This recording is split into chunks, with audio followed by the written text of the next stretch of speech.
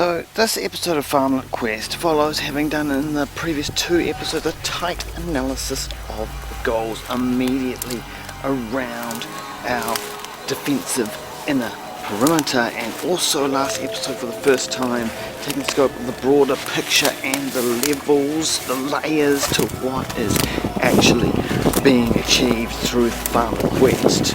We now return to the breakdown of the strategic spearhead. Where is our focus going to break through and level up, really get some forward momentum? Well, you know, it's new buildings. From the beginning we talked about buildings, and that every single building here, which creates opportunities for bonuses to be gained depending on which NPCs you assign to the buildings, is actually very poorly organized and optimized, because I just continued to play so wide and spread out so thinly and initiate new buildings.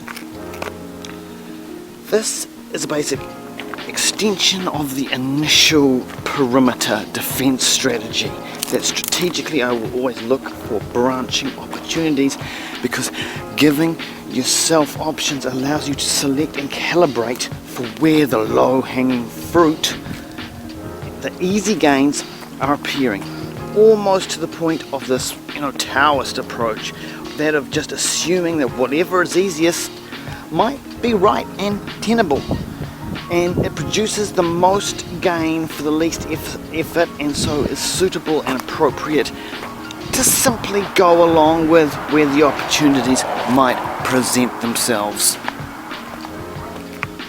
I knew from the very first episode, of course, that we'd reach this point, that we would have a new building, and what I wanted was to assign a new NPC to a building site where I imagined the building might be placed. But as you may already know from the previous episode, I did manage to acquire a new building, but that process did not unfold as I had planned, and what's more, now there's a bus. That's what happens when the weeks are going by and I have to get all these episodes done right now, even though we are in June now and things should be slowing down. Well, that's not the case. Things are happening. I am moving powerfully into episode 9 to bag up this first boss challenge. So now we're straight into focusing on the hows and whys of nailing this quest to create a new habitable settlement, get a new NPC in here, and unlock more resources and skills for the farmer on the Farmlet Quest. Now this shed, if you can believe it, cost me $350 on TradeMe. So before I give you the total cost, we will look at TradeMe. This is a marketplace actually, which you can make those opportunistic gains that favour my specifically tuned strategy, which all ties in. I'm building up a lot of resources and even building materials through my strategy, but I have no builder.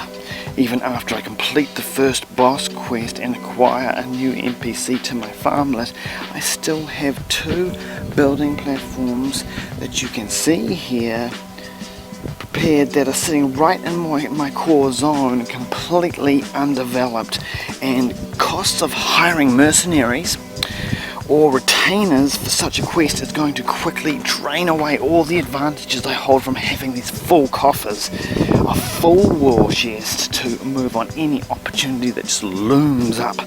And so you see why, rather than getting expensive mercenaries, I'm using different strategies, transporting fully complete units here that really just need a bit of patchwork to become subsidiary to the next tiny home tenants that are going to come along.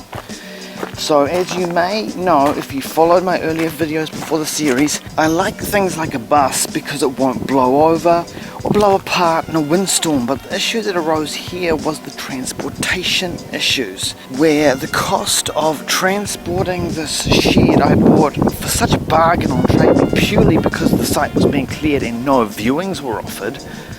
Well, I bought it unseen. And in the end, the transportation costs from Tauranga to Huntly turned out to be way more than the cost of the shed itself. And unfortunately, the truck would not get past the soft ground. And now I have to dump these two units here when I want them basically around the corner. That's okay, I have what I want. And I'm going to be able to offer these units to the next NPC as part of a deal for occupation of the new settlement area. And then I will have someone motivated to see that the necessary patchwork is going to be done. The tractor is going to be able to drag these units into position over here where I want them when there's someone who is motivated and organized to make that happen. I'm simply trying to sweeten up the pot and create a more appealing offer.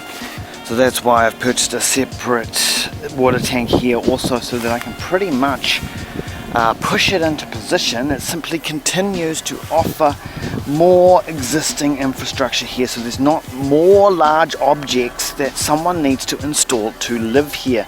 Extra buildings and water tanks are things I can offer to someone setting up a tiny house here, but I cannot offer them a permanent kitchen or bathroom. That must be classed as part of a temporary structure, and that includes, well, something on wheels like a tiny house. I can invest to add more solar panels into the situation later, but for now I am limited here in that in order to make this space habitable, the person inhabiting it must bring their bathroom and kitchen upon wheels in a temporary capacity. What does that mean legally? It means generally that if the council needs you to move it and asks you to move it, then you are going to be able to do so. Like so many things, you have to understand the legal technicalities, but what I am doing strategically is offering the most I can in this situation so I can max out the gain for the minimum investment. That's the water tank. And if I was investing more, perhaps looking at more solar panels, or once again, access, more gravel going down over here. I could be thinking a lot more about the vehicle access, because that is, after all, the very reason why the units are not in position right now. The truck couldn't get around there, too boggy. So to wrap it up, in one sweeping motion really that began several episodes ago, I fixed upon getting this first boss quest in the bag, because it meant not only do I unlock more tribute in gold and more bonuses from having another NPC vassal established in this space, I also locked in a nice healthy gain coming into winter, where basically not a lot's going to happen around here, to be honest, but I will hit you back with an episode number 10, just so you can take a look at what we're doing here in the dead of winter. I mean, it's June right now, which means, you know, a lot of mud, a lot of sloppy old cardboard, getting some gravel in here, more gravel, and perhaps something a little more surprising. If you think that some of the other side quests that we were looking at earlier in the series have just been forgotten, well, it couldn't be like that. So see for yourself next time right here on the Farmlet Quest.